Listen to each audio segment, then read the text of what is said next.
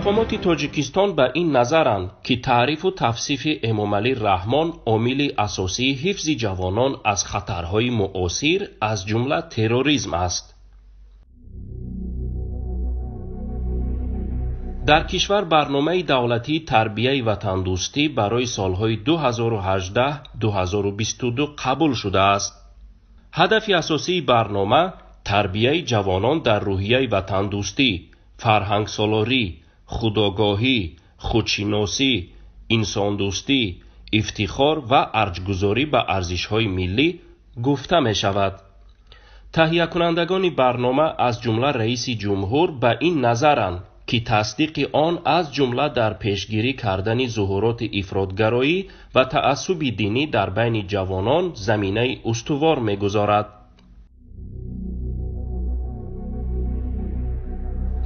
حس وطندوستی که یکی از رکن‌های هویت ملی مردم تاجیک است، عامل اساسی ایمن نگاه داشتن جوانان از تهدیدهای زمان معاصر به حساب می‌رود، آمده است در این حجت. اما وطندوستی را در تعریف و توصیف امامعلی رحمان می‌بینند. حجم مبلغ گذاری این برنامه 9,645,000 سومانی یا $1 میلیون را تشکیل می‌دهد که از بودجه دولت پرداخته می‌شود.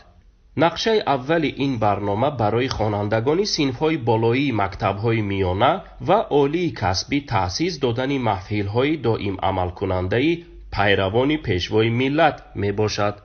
همچنین این برنامه تشکیل نمودن اکسیه‌های مختلف ترغیباتی در موضوعهای به محافظت وطن محبوبمان آماده ایم. برای تاجیکستان آزادی صاحب استقلال خدمت میکنیم. صداقت به پیشوای ملت، صداقت به وطن را پیش بینی کرده است. در برنامه به ساختارهای گوناگون کشور دستور داده شده است. سخنرانی‌ها و دستور و هدایت‌های پیشوای ملت را با دقت آموخته بین جوانان جمهوری ترغیب کنند. توصیه داده شده است در وقت خالگی از ستایش پیشوای ملت هر گونه فستیوال و آزمون‌های مختلف فرهنگی گذرانیده شود. در برنامه قید شده است که 6 میلیون نفر اهالی تاجیکستان را جوانانی تا 35 ساله تشکیل می‌دهند که بیش از 70% از شمار عمومی است.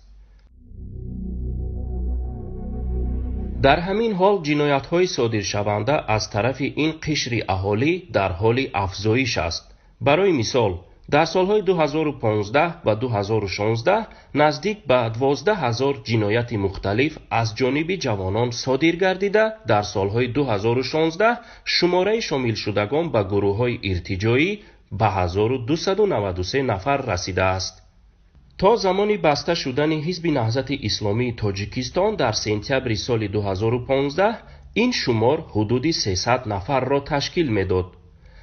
قید گردیده است جوانانی از 14 تا 30 ساله 3.1 میلیون نفر یعنی 35% اهالی تاجیکستان را تشکیل می‌دهند که نیاز به تعلیم و تربیه و دستگیری همه روزه دارند. دولت تاجیکستان تربیه آنها را در پیروی پیشوای ملت بودن و شعار صداقت به پیشوای ملت، صداقت به وطن می‌بیند.